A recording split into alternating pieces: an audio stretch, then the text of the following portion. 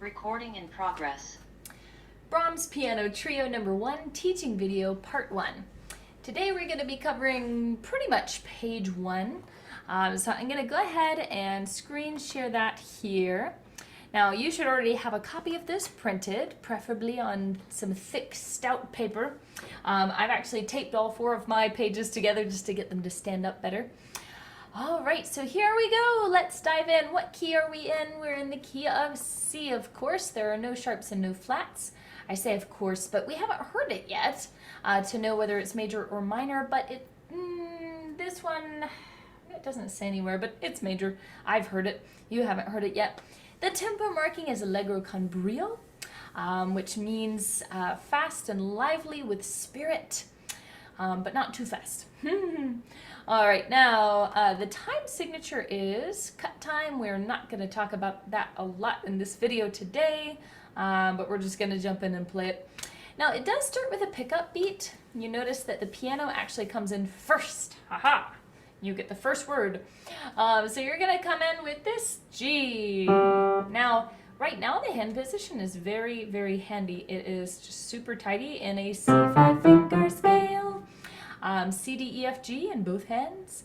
But we're definitely going to be moving around a lot. And if you are a fairly beginner pianist who is most comfortable just staying in that nice, tidy comfort zone area, well, you're in luck. Be prepared to get booted out of C position.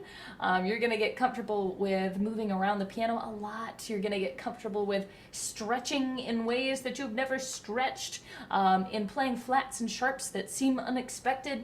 Also, too, keep in mind that the piano is not playing the melody for this entire arrangement.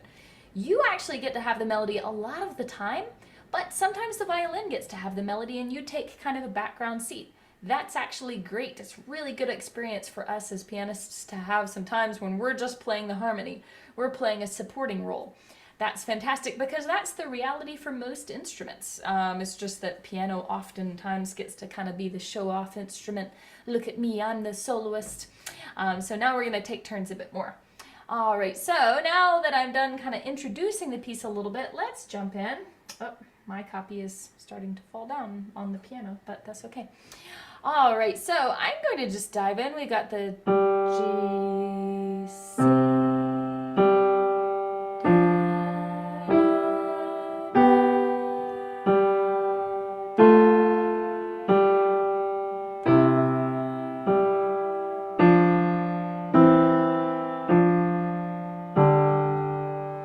Now, so far all of that should probably make a fair amount of sense, but might just seem a wee bit tricky to actually play. Especially this bit right here. Let's try that. What are those notes? We've got G and B. And then I'm just going to pick up my hand. I'm going to hold that shape. That's the interval of a sixth. I'm going to pick it up and bring it down.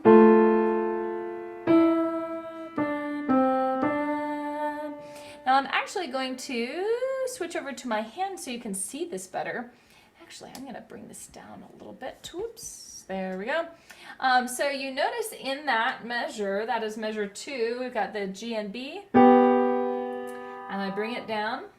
Same hand shape, same fingers. And now I'm not in C position, and I'm okay with that. Repeat after me. I'm okay with that. Because I am growing as a pianist. So here I'm going to go ahead and hit that E with whatever finger happens to be on top of it right now. It happens to be finger number 4. Cool, sure. So why not? So I've got E, D, C, D.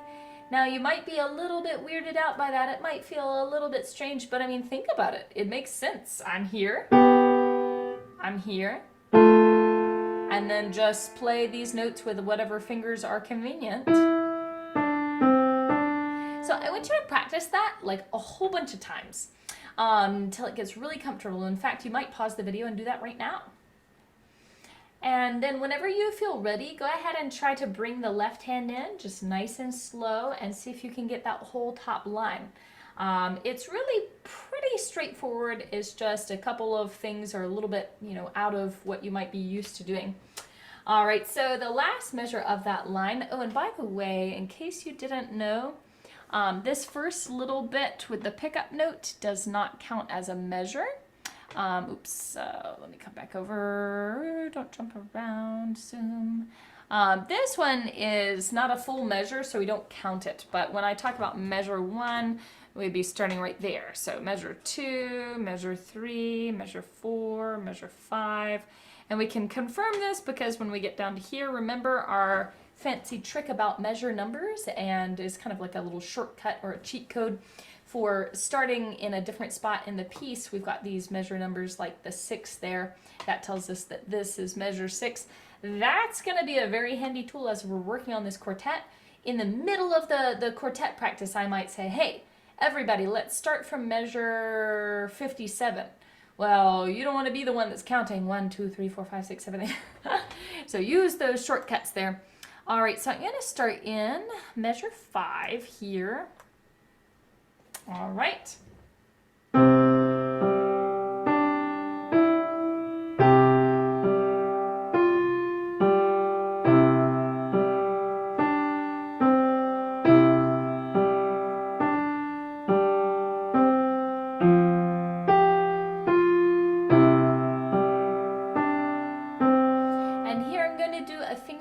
Crossover.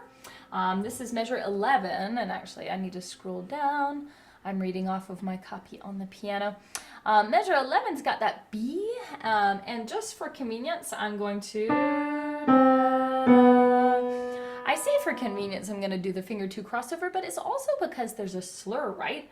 Going from measure 10 into measure 11, I've got a D, D, C, B, and I'm slurring that, so I have to use a finger 2 crossover.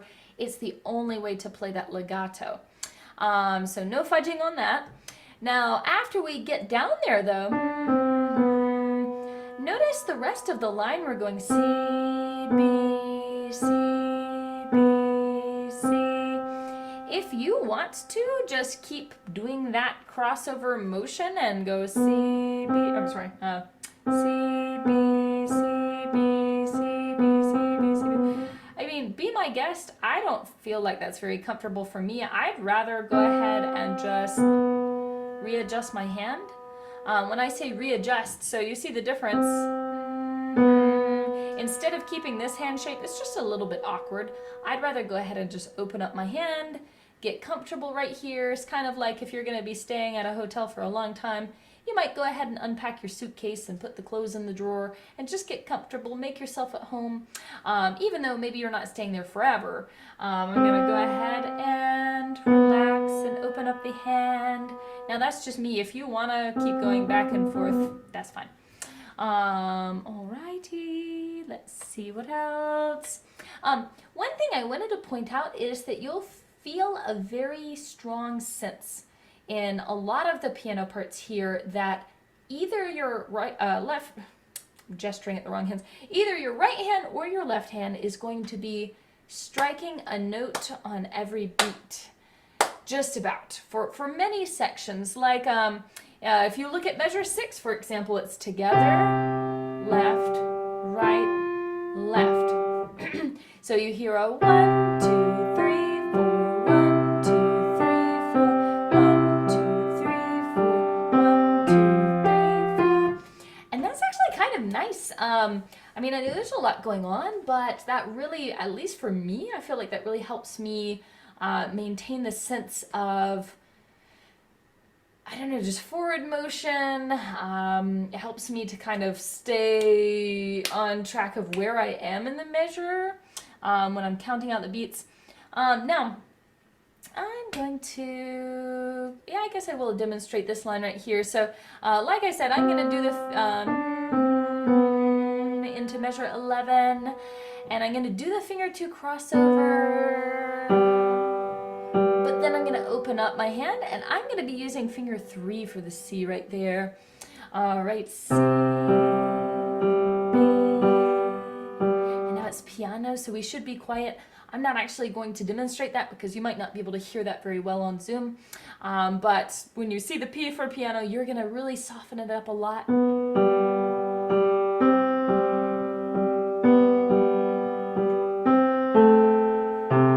That A in there in measure 16, you're just going to stretch the thumb up a little bit. That's pretty straightforward. Now, when we get to this line, the bottom line of page 1, this part is a little bit tricky. We have kind of some unexpected notes in both hands. So let's take it one hand at a time. I'm going to start in measure 17 with the right hand. C, D sharp. Kind of unexpected, right? That note does not belong in the key. You might think, ooh, I don't know, I don't like the way that sounds. Well, guess what? When we put all of the parts together, it's going to sound really cool. So by itself, it does sound a little bit weird, and that's okay. So we got C, D sharp, E, C, D, C, D, D. Now that's not too bad. I definitely would use finger 2 for the D sharp. Now on the left hand, we're in C position here, but we have an E in measure 17. Then we're going to stretch the pinky down for a B. That one's not quite as common. G, C, D. And now you think, oh my, what's this note down here at the end in the left hand? Well, if I have taught you about guide notes in the left hand, you'll remember that the bottom line is G. The bottom line of the bass clef is G. So this is not the G right underneath middle C. This is the G right here. That would be G2 on the piano. And that's the low G. And then we're going to press the same note again, but this time with finger 1, with the thumb. And you think, what? That's kind of weird. This is definitely not something you would normally see in beginner piano music. But basically what this part is doing is it is bringing your hand down in a kind of scaffolded, safe, comfortable way into a lower register. The next part is really cool because the piano is playing kind of some lower down notes and it sounds really neat. But before we get to that, I'm going to go ahead and play that whole bottom line with both hands. And then we're just going to see how that scaffolding, that fancy fingering there kind of brings us down, and we're going to do just a teeny bit of the top of page 2, and then we'll be done for our first teaching video. So from measure 17, hands together, I'm actually going to switch this so you can watch more closely. So again, that's kind of tricky because stretch the pinky, finger 2 at the same time, kind of weird. And then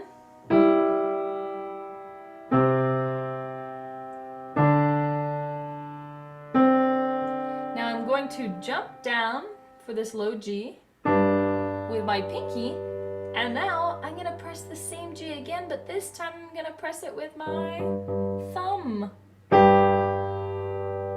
Alright, so let me demonstrate that line one more time a little bit faster from measure 17.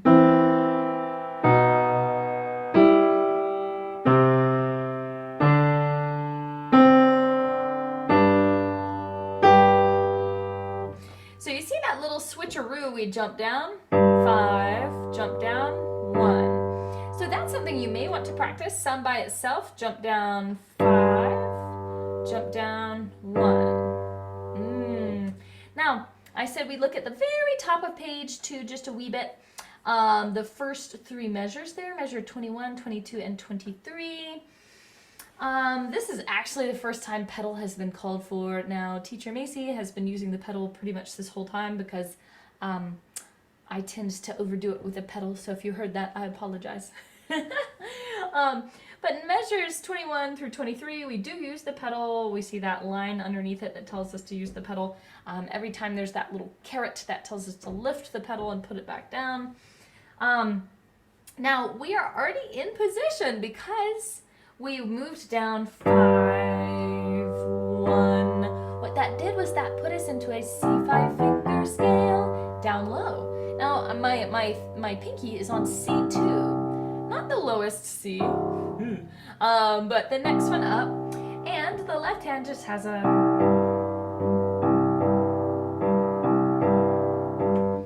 which is kind of cool. Like I said, there are going to be many times in this arrangement where the piano is not playing the important part, it's not playing the melody, but instead it's creating this really cool, like, shimmery under effect underneath the other instruments that really is what makes this so cool. It's what makes this not sound like some beginner piano arrangement. It's going to be a beginner piano quartet, which is extremely unusual. All right, so here we go. We've got that top of page 2.